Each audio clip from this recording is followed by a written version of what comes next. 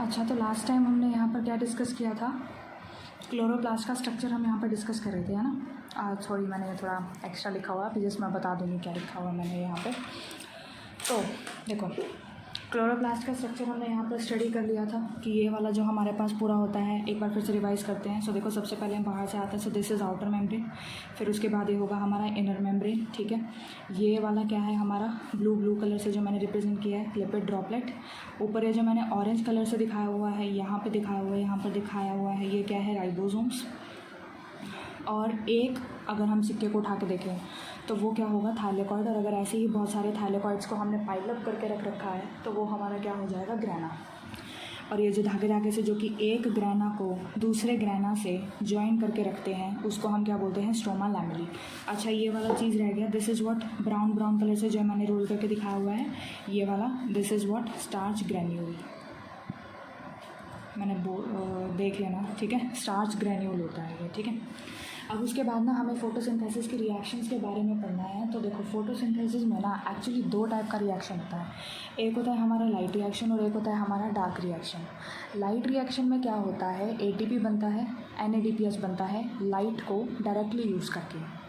Dark reaction में क्या होता है, ऐसा नहीं है कि डार्क रिएक्शन जो है वो लाइट पर डिपेंड नहीं करता, क्योंकि मिसकंसेप्ट बना लेते हैं कि डार्क रिएक्शन का मतलब है कि वो रात में हो रहा है। ऐसा नहीं है, या ऐसा भी नहीं है कि डार्क रिएक्शन हो भी सकता है, रात को भी हो सकता है, कोई ऐसी बात नहीं है। बट स्टिल डार्क रिएक्शन में आपको ये चीज़ बनाने की ज़रूरत नहीं है दिमाग में कि लाइट का तो इसलिए कोई काम ही नहीं है। अरे भाई, डार्क रिएक्शन जो होता है वो हमारे लाइट रिएक्शन के प्रोडक्ट्स को क्या करता है, इस्तेमाल करता है। लाइट रिएक्शन के प्रोडक्ट्स कौन होते हैं, हमारे ATP होता है और NADPH होता है।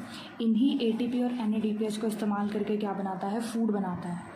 तो अगर हमने थोड़ी देर के लिए भी लाइट की जो सप्लाई है, अगर हमने उसको क्या है, रोक दिया, लाइट की सप्लाई को अगर हमने रोक दिया, तो उसकी वजह से क्या होगा, लाइट रिएक्शन तो बंद पड़ेगी ही पड़ेगी, साथ में डार्क रिएक्शन भी कुछ टाइम के बाद क्या पड़ जाएगी, बंद पड़ जाएगी। क्योंकि लाइट नहीं है, लाइट रिएक्शन से ATP NADPH नहीं बनेगा, ATP NADPH नहीं बनेगा तो डार्क रिएक्शन नहीं होएगी आगे चल के, ठीक है। तो डार्क रिएक्शन भी कहीं ना कहीं हमारे लाइट रिएक्शन पे क्या करता है, डिपेंड करता है, ठीक है। चलो जी, बहुत बढ़िया। तो देखो, तो जो लाइट रिएक्शन हमारी होती है, ठीक है, अगर हम यहाँ पर बात करें लाइट रिएक्शन का मतलब क्या है कि जिसके अंदर ATP बनता है या फिर क्या बनता है, NADPH। तो ये तो होता है हमारा किसके अंदर, ग्रैना के अंदर, ठीक है। तो जो ग्रैना है, ग्रैना के अंदर हमारा क्या होता है, लाइट रिएक्शन। सो ग्रैना के अंदर हमारा यहाँ पर होगा लाइट रिएक्शन। लाइट रिएक्शन का ही दूसरा नाम हमारा होता है, दैट इज़ फोटोकेमिकल रिएक्शन, ठीक है। तो लाइट रिएक्शन या फिर हम इसको क्या बोलते हैं, फोटोकेमिकल रिएक्शन। लाइट रिएक्शन अगर आपसे पूछी जाए तो कहाँ पर होगी, ग्रैना में। और जो ये हमारा डार्क रिएक्शन है, ये हमारा कहाँ पर होगा, ये जो पूरा लिक्विड इसके अंदर फैला होता है जिसको हम बोलते हैं स्ट्रोमा, ठीक है, इसके अंदर हमारा क्या होगा, डार्क रिएक्शन होगा। तो लाइट रिएक्शन तो हमारा होता है ग्रैना में और डार्क रिएक्शन होता है हमारा स्ट्रोमा में। साइट पूछी जा सकती है कि कौन सी चीज़ कहाँ पर होती है, कौन सा रिएक्शन कैसे होता है, तो वो सब, ठीक है। अब उसके बाद में क्या है, लीफ पिगमेंट्स जो होते हैं। अब हमें क्या डिस्कस करना है यहाँ पर, फोटोसिंथेसिस के बारे में अब हम मेन चीज़ पढ़ने जा रहे हैं कि कैसे होता है, कैसे पिगमेंट्स का डिस्कवरी हुआ। तो सबसे पहले अब हम यहाँ पर फोकस करते हैं पिगमेंट्स के ऊपर, ठीक है, कि कितने कितने डिफरेंट टाइप के हमारे पिगमेंट्स हैं और कैसे हमने उसको क्या है, डिस्कवर करा, ठीक है। तो अब हमें यहाँ पर क्या डिस्कस करना है, अब हमें यहाँ पर डिस्कस करना है किसके बारे में, लीफ के पिगमेंट्स के बारे में, ठीक है। किसके बारे में हमें डिस्कस करना है, पिगमेंट्स के बारे में डिस्कस करना है।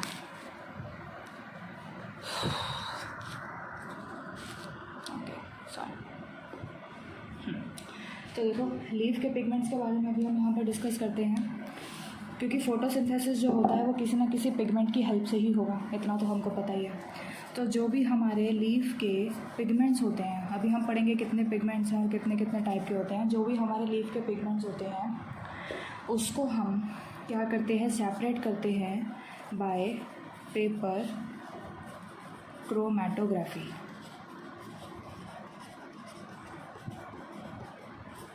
ठीक है। जो भी हमारे लीफ पिगमेंट्स हैं, लीफ पिगमेंट्स को हमें सेपरेट आउट करना होता है तो वो हम किसके हेल्प से करते हैं, पेपर क्रोमेटोग्राफी के हेल्प से करते हैं। मतलब क्या कि हमारे प्लांट्स के अंदर बहुत सारे पिगमेंट्स हैं, मेजर 4 पढ़ेंगे, ठीक है।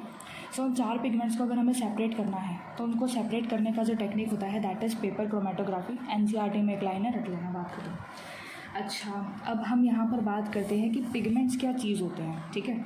सो पिगमेंट्स जो होते हैं, these are basically the substances that have an ability to absorb light at specific wavelength, ठीक है। मतलब पिगमेंट्स हमारे क्या होते हैं, पिगमेंट्स हमारे एक ऐसे सब्सटेंसेस हैं, सबसे पहली बात, ठीक है। तो पिगमेंट्स क्या हैं, हमारे ऐसे सब्सटेंसेस हैं जिनके पास एबिलिटी होता है क्या करने का, एब्जॉर्ब करने का, किसको, लाइट को, वो भी किसी पर्टिकुलर स्पेसिफिक वेवलेंथ की। वेवलेंथ को मैं लैम्डा से दिखा रही हूँ, ठीक है। सो पिगमेंट्स जो होते हैं वो कुछ ऐसे सब्सटेंसेस होते हैं जो कि हमारी लाइट को एब्जॉर्ब कर सकते हैं, और वो जो लाइट है वो किसी स्पेसिफिक वेवलेंथ का होगा। मतलब जैसे क्या कि मान लो मेरे पास एक एग्जांपल है क्लोरोफिल ए, एक एग्जांपल है क्लोरोफिल बी। तो ये अलग वेवलेंथ वाली लाइट एब्जॉर्ब करेगा, ये अलग वेवलेंथ वाली लाइट एब्जॉर्ब करेगा। अब समझ में आया? तो स्पेसिफिक वेवलेंथ लगाना इनकी डेफिनेशन में ज़रूरी है, ठीक है। स्पेसिफिक वेवलेंथ वाली लाइट को जो हमारे सब्सटेंसेस एब्जॉर्ब करते हैं, उन सब्सटेंसेस को हम क्या बोल देंगे, पिगमेंट्स, ठीक है। इतनी बात समझ में। अब देखो हमें जैसे हमारे पास क्या है, डिफरेंट टाइप के पिगमेंट्स हैं। देखो अभी मैं यहाँ पर डिफरेंट टाइप के पिगमेंट्स लिख रही हूँ जो एनसीईआरटी में गिवन, और आपको भी वही याद करने हैं। सो देखो एक होगा हमारा क्लोरोफिल ए। क्लोरोफिल ए जो होता है वो कैसा कलर का हमें नज़र आता है, क्रोमेटोग्राम, जैसे हमने पेपर क्रोमेटोग्राफी से इनको सेपरेट किया था ना। सो क्लोरोफिल ए जो होता है वो कैसा नज़र आता है, ब्राइट और ब्लू ग्रीन कलर का नज़र आता है। ब्राइट या फिर कैसा नज़र आता है हमको, ब्लू ग्रीन कलर का नज़र आता है। समझ में आ गया? क्लोरोफिल ए जो हमारा है वो कैसा होगा, ब्राइट या फिर ब्लू ग्रीन। फिर उसके बाद नेक्स्ट है हमारा क्लोरोफिल बी, वो कैसा होता है, तो येलो टू ग्रीन भी हो सकता है, ठीक है। येलो से लेकर के ग्रीन भी चलेगा, और बस येलो ग्रीन होता है ये, ठीक है। सो क्लोरोफिल ए जो, एक तो ना बायो में ना कलर को मतलब सोना नहीं है, देखो मैं फिर से जगा रही हूँ तुमको। सो क्लोरोफिल ए जो होता है वो तो कैसा है, या तो मतलब ब्राइट ब्लू ग्रीन कलर का नज़र आएगा। Chlorophyll b yellow green colour का नज़र आएगा। फिर उसके बाद हमारे पास है नेक्स्ट ज़ैंथोफिल, ठीक है। ज़ैंथोफिल जो होता है वो हमें नज़र आएगा कैसा, येलो कलर का। फिर उसके बाद में हमारे पास आएगा क्या, कैरोटीनॉइड्स, ठीक है। कैरोटीनॉइड्स हमारे कैसे होते हैं, येलो से लेकर के येलो ऑरेंज तक, ठीक है। येलो होगा या फिर हमारा क्या होगा, येलो ऑरेंज।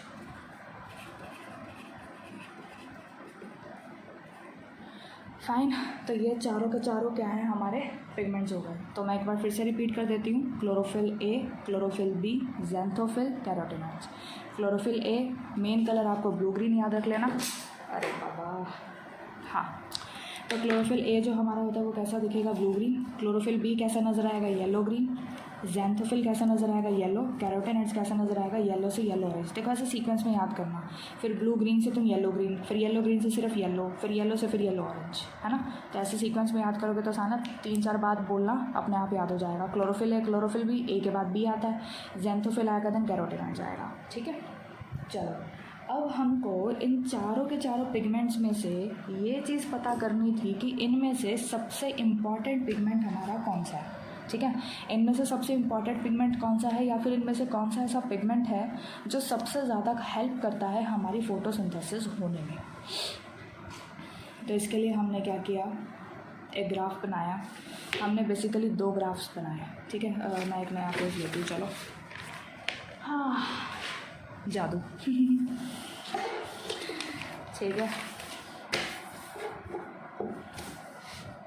चलो अभी हमने क्या बनाया, हमने ना यहाँ पे 2 ग्राफ बनाए। मैं वो ग्राफ बना रही हूँ। एक जो लाइन मैं बनाऊँगी, एक लाइन तो हमारा यहाँ पर डिनोट करेगा क्या, रेट ऑफ फोटोसिंथेसिस को। ये वाली चीज़ किसके लिए है, रेट ऑफ फोटोसिंथेसिस। मतलब हमने ये चीज़ देखा कि जो रेट ऑफ फोटोसिंथेसिस है उसके लिए हमें कुछ ग्राफ का जो कर्व है वो ऐसा नज़र आ रहा है, ठीक है। फिर उसके बाद ये वाला, ये चीज़ क्या है, this is the absorption spectrum of chlorophyll A, ठीक है। तो ये जो हमने क्या बनाया है, ये हमने यहाँ पर 2 ग्राफ बनाए, ठीक है। ये वाला जो ग्राफ है ये तो हमें दिखाई पड़ रहा है किसका है, रेट ऑफ फोटोसिंथेसिस का। इसके नीचे वाला जो ग्राफ है ये हमको दिखाई पड़ रहा है किसका, एब्जॉर्प्शन स्पेक्ट्रम है, वो भी किसका, क्लोरोफिल ए का। तो एक चीज़ आप यहाँ पर नोटिस करो कि जैसे रेट ऑफ फोटोसिंथेसिस इस वाले रीजन में बढ़ रहा है, जो हमारा एब्जॉर्प्शन स्पेक्ट्रम, देखो एब्जॉर्प्शन स्पेक्ट्रम का मतलब होता है कि क्लोरोफिल ए ने कौन से रीजन की लाइट सबसे ज़्यादा एब्जॉर्ब करी, ठीक है। तो वही हम चीज़ यहाँ पर डिस्कस करेंगे कि कौन से लाइट का एब्जॉर्प्शन इसने सबसे ज़्यादा करा। तो यहाँ पर एक इसने एब्जॉर्प्शन सबसे ज़्यादा करा और एक यहाँ पर इसने एब्जॉर्प्शन सबसे ज़्यादा करा, समझे। और इन्हीं रीजन्स में अगर आप देखो तो फोटोसिंथेसिस भी ज़्यादा हो रही है। बाद में हमको एब्जॉर्प्शन स्पेक्ट्रम ऑफ क्लोरोफिल ए से पता लगा कि ये जो मैक्सिमम एब्जॉर्ब इसने करा था, ये मैक्सिमम एब्जॉर्प्शन इसने करा था कौन सी लाइट में, ब्लू लाइट में, और एक किया था इसने रेड लाइट में। इन दो लाइट में इसने मैक्सिमम क्या किया, एब्जॉर्प्शन करा। और फिर उसके बाद हमको पता लगा कि रेट ऑफ फोटोसिंथेसिस भी तो देखो यही हो रहा है। तुम्हें समझ में पड़ रहा है, तुम्हें समझ में आ रहा है मैं क्या चीज़ कहना चाह रही हूँ। देखो एक बार फिर से, ये मैंने क्या बनाया, एब्जॉर्प्शन स्पेक्ट्रम ऑफ क्लोरोफिल ए, ये है मेरा क्या, रेट ऑफ फोटोसिंथेसिस, क्लियर। उसके बाद क्लोरोफिल ए ने जिन जिन रीजन्स में मैक्सिमम लाइट को एब्जॉर्ब किया हुआ है उन्हीं रीजन में फोटोसिंथेसिस भी आपको मैक्सिमम दिखाई पड़ रही है। बाद में हमें पता लगा कि जो एब्जॉर्प्शन स्पेक्ट्रम ऑफ क्लोरोफिल ए था, मतलब जिस लाइट को क्लोरोफिल ए ने सबसे ज़्यादा एब्जॉर्ब किया, वो ब्लू और रेड लाइट थी। और इन्हीं लाइट के कॉरेस्पॉन्डिंग हमारा फोटोसिंथेसिस भी ज़्यादा हुआ। बाकी भी हमें क्लोरोफिल्स का एब्जॉर्प्शन स्पेक्ट्रम मिला, लेकिन किसी का भी ऐसा नहीं था। एनसीईआरटी में आपको देखने को मिल जाएंगे, किसी का भी ऐसा नहीं आया, वो क्लोरोफिल ए का आया सिर्फ। तो चलो हमें इधर से इतना तो पता लग गया कि जो क्लोरोफिल ए होता है, क्या यार ये भी ना अपनी शक्ल दिखाने आ जाते हैं। यहाँ से हमें दिखाई पड़ा कि जो क्लोरोफिल ए होता है that is the main pigment for photosynthesis. क्या इतनी बात समझ में आई? क्लोरोफिल ए जो है वो हमारा मेन पिगमेंट साबित हो गया। लेकिन एक और बात अब आप नोटिस करो, मैंने ये बोला कि जो फोटोसिंथेसिस का रेट है वो ब्लू रीजन में सबसे ज़्यादा है। मान लो ये ब्लू है, ये रेड रीजन है, तो ब्लू रीजन में ज़्यादा है, रेड रीजन में ज़्यादा है। लेकिन यहाँ पर भी तो फोटोसिंथेसिस हो रहा है। हम यहाँ पे तो नहीं कह सकते ना कि यहाँ पर फोटोसिंथेसिस बिल्कुल ज़ीरो ही हो गया। मतलब हम ये तो नहीं कह सकते कि फोटोसिंथेसिस सिर्फ ब्लू और रेड रीजन में ही होता है और कहीं पे होता ही नहीं है, ऐसा तो हम कह ही नहीं सकते। हमें दिखाई पड़ रहा है यहाँ पर कि जो हमारा फोटोसिंथेसिस होता है वो बीच वाले रीजन में भी हो रहा है, और ये किसकी वजह से हो रहा है, जो बाकी के बचे पिगमेंट्स हैं, जैसे कि क्लोरोफिल बी, फिर उसके बाद हमारा हो गया ज़ैंथोफिल, ठीक है, और फिर उसके बाद में हमारा क्या हो जाएगा, कैरोटीनॉइड्स, ठीक है। तो ये भी तो कुछ पिगमेंट है भाई, हमने ये सारे के सारे पिगमेंट्स पढ़े थे, तो इनकी वजह से थोड़ा बहुत फोटोसिंथेसिस हमारे बाकी के रीजन में भी हो गया। तो अगर हम इधर से देखें तो क्लोरोफिल ए जो हमारे पास यहाँ पर है, ठीक है, क्लोरोफिल ए ये तो हमारा क्या हो गया, मेन पिगमेंट हो गया। This one is the main pigment for photosynthesis. बाकी के बचे जो ये तीन है, क्लोरोफिल बी, ज़ैंथोफिल और कैरोटीनॉइड्स, ये हमारे कैसे हैं, एसेसरी पिगमेंट्स हैं, ठीक है। नेसेसरी नहीं कहेंगे बट एसेसरी भी कहेंगे, क्योंकि अगर ये नहीं होंगे तो क्लोरोफिल ए अपना काम नहीं कर पाएगा। एक्चुअली एसेसरी पिगमेंट्स क्या करते हैं, एसेसरी पिगमेंट्स का काम होता है ये एक तो क्लोरोफिल ए को प्रोटेक्ट करके रखते हैं। जैसे मान लो ये मेरा क्या है, क्लोरोफिल ए यहाँ पर प्रेजेंट है, बीच में क्लोरोफिल ए प्रेजेंट है, उसके चारों तरफ ये हमारा क्या प्रेजेंट, चलो येलो कलर से रिप्रेजेंट कर देती ताकि तुम्हें याद भी रहे। उसके चारों तरफ ना ये हमारे क्या प्रेजेंट होते हैं, पिगमेंट्स प्रेजेंट होते हैं, ठीक है। क्लोरोफिल बी हो गया, ज़ैंथोफिल हो गया, कैरोटीनॉइड्स हो गया, और थोड़ा बहुत जाहिर सी बात है येलो से ऑरेंज कलर नज़र आएगा, तो कुछ ऐसे पिगमेंट्स होते हैं। तो एक्चुअल में क्या होता है कि ये जितने भी पिगमेंट्स होते हैं ना, ये सारे के सारे क्लोरोफिल ए को क्या करते हैं, प्रिवेंट करते हैं, ठीक है। क्योंकि लाइट, अभी क्लोरोफिल ए मेन पिगमेंट है, तो हमको ये तो समझ में आ गया कि जो लाइट है पड़ेगी ऐसे करके और ये अपना काम करना स्टार्ट करेगा। तो लाइट हद से ज़्यादा ना पड़ जाए इस पर और इसका ऑक्सीडेशन ना करवा दे, उससे ये सारे के सारे पिगमेंट्स इसको क्या है, प्रोटेक्ट करते हैं कि भाई तुमको पहले हमसे गुजरना पड़ेगा, ताकि लाइट की इंटेंसिटी इतनी खतरनाक ना हो हमारे क्लोरोफिल ए के लिए। तो ये हमारा क्या प्रिवेंट करते हैं, ऑक्सीडेटिव डैमेज प्रिवेंट करते हैं बेसिकली, ठीक है। या फिर यूँ कहो कि प्रिवेंट्स ऑक्सीडेशन ऑफ क्लोरोफिल ए, आप सिर्फ इतना लिख सकते हैं, ठीक है। एक तो ये काम हो गया, और एक क्या होता है, जैसे क्लोरोफिल बी है, कोई और वेवलेंथ की लाइट एब्जॉर्ब करेगा, ज़ैंथोफिल है, कोई और लाइट की एब्जॉर्ब करेगा, और कैरोटीनॉइड्स है, कोई और वेवलेंथ की लाइट एब्जॉर्ब करेगा, ठीक है। तो इसकी वजह से क्या होता है कि हमारे नंबर ऑफ लाइट जिनका अलग अलग वेवलेंथ है वो एक साथ हमारे इस पर्टिकुलर सिस्टम के अंदर एंटर कर सकते हैं।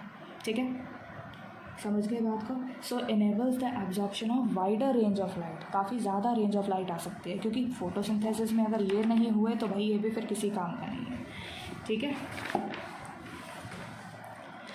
समझ में आ गया। तो मेरे हिसाब से आपको अब ये पता लग गया होगा कि हमने क्लोरोफिल ए को ही अपना मेन पिगमेंट क्यों माना हमारे फोटोसिंथेसिस का। ठीक है, ग्राफ से हमको पता लग गया, लेकिन हमने ये चीज़ भी देखा कि बाकी के रीजन में भी हमारा फोटोसिंथेसिस हो रहा है। इसका मतलब है कि वहाँ पर भी कोई ना कोई पिगमेंट हेल्प कर रहा होगा और वहाँ पर ये वाले पिगमेंट्स हेल्प करते हैं। हाँ चलो जी, बहुत बढ़िया। अब हम यहाँ पर अपनी मेन चीज़ों पर आते हैं, and that is the light reaction. Light reaction से पहले हमें एक चीज़ देखनी है, और वो चीज़ हमारे पास क्या है। देखो, फोटोसिंथेसिस करने के लिए ना पिगमेंट्स का ना एक सिस्टम होता है। उन पिगमेंट्स के सिस्टम को हम बोलते हैं फोटो सिस्टम। पिगमेंट का एक सिस्टम है, उसको बोल दिया फोटो सिस्टम, कोई प्रॉब्लम की बात नहीं है। ठीक है, इसको हम बनाते हैं पीएस से हम रिप्रेजेंट कर सकते हैं फोटो सिस्टम को। तो देखो, हमारे क्या होता है, टोटल 2 फोटो सिस्टम होते हैं। ठीक है, 2 फोटो सिस्टम होते हैं। एक होता है हमारा PS1 और एक होता है हमारा क्या, PS2। समझे, एक होता है हमारा PS1, एक होता है हमारा PS2। इनका नाम ऐसे क्यों पड़ा, मतलब ये 1 क्यों, ये क्यों 2, या ये 1 क्यों नहीं। 1 का मतलब है कि पहले डिस्कवर हो गया, 2 का मतलब है ये इसके बाद डिस्कवर हुआ। इसका मतलब ये नहीं है कि PS1 पहले काम आएगा। ठीक है, पहले काम नहीं आएगा, पहले PS2 पर काम आता है। पहले PS2 रिएक्शन करता है, ये इलेक्ट्रॉन्स उसको प्रोवाइड करवाता है, वो हम आगे पढ़ेंगे। ठीक है, लेकिन अभी आप सिर्फ इतनी बात ध्यान रखो कि PS1 या PS2 इनका नाम ऐसा क्यों पड़ा है, on the basis of discovery. ये पहले डिस्कवर हो गया, ठीक है, तो इसलिए इसका नाम क्या पड़ गया, PS1 पड़ गया, है ना। देखो टेडी स्माइल मार रहा है, और ये ठीक है।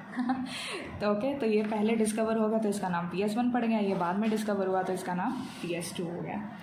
अब फोटो सिस्टम के अंदर ना हमारा क्या होता है, 2 चीज़ें प्रेजेंट होती हैं। मैं किसी एक फ़ोटो सिस्टम को उठा रही हूँ। ठीक है, अलग कलर लेते हैं, चलो जागते रहो।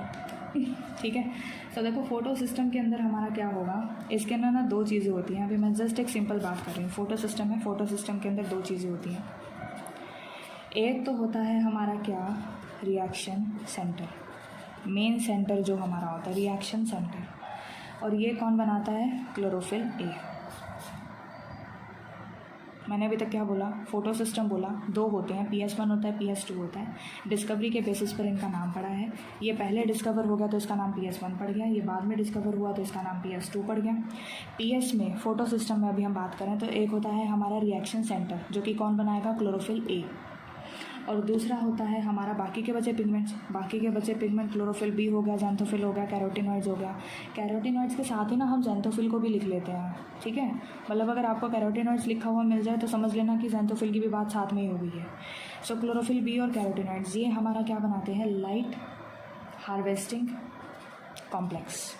मतलब क्या कि जो क्लोरोफिल बी और जो कैरोटिनॉइड्स होते हैं ये हमारे ना किसी स्पेसिफिक प्रोटीन्स के साथ अटैच्ड होते हैं, और प्रोटीन्स के साथ मिल करके ये हमारा क्या बनाते हैं, लाइट हार्वेस्टिंग कॉम्प्लेक्स बनाते हैं। ठीक है, समझ में आया। फोटो सिस्टम के अंदर एक रिएक्शन सेंटर होता है जो कि क्लोरोफिल ए बनाता है।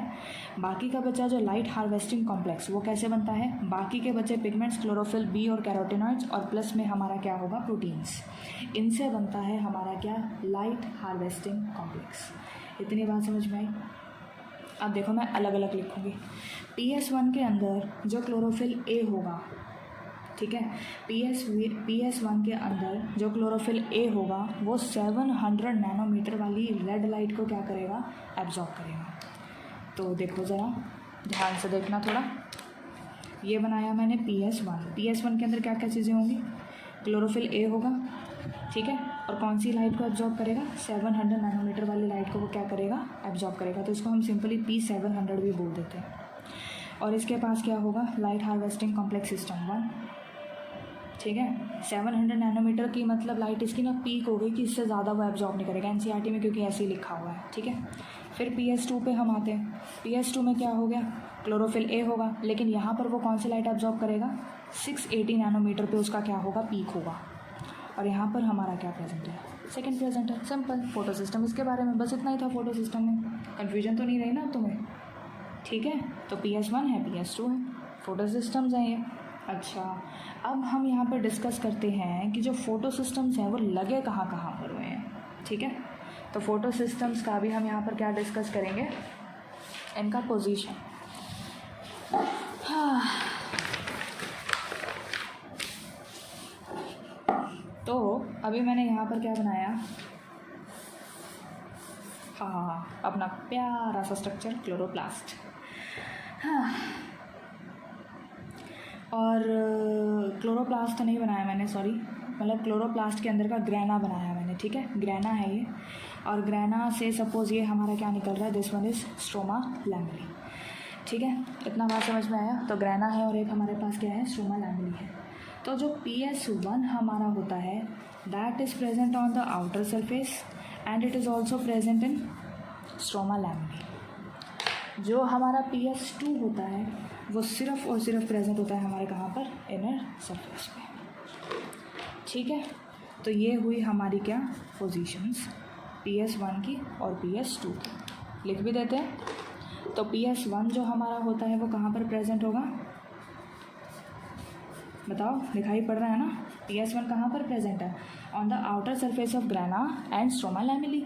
PS2 कहाँ पर प्रेजेंट है, on the inner surface of grana. ये मैंने किसका स्ट्रक्चर बनाया, ग्रेना का स्ट्रक्चर बनाया है, ठीक है। तो PS2 हमारा कहाँ पर प्रेजेंट होता है, on the inner surface of grana, ठीक है। PS1 हमारा कहाँ पर प्रेजेंट है, PS1 हमारा प्रेजेंट है on the outer surface of grana, on the outer surface of grana, और प्लस में कहाँ पर प्रेजेंट है, स्ट्रोमा लैमेली पे।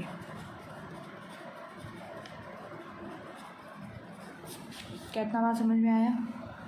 तो ये तो हो गया हमारा क्या, फोटो सिस्टम्स का पोजीशन।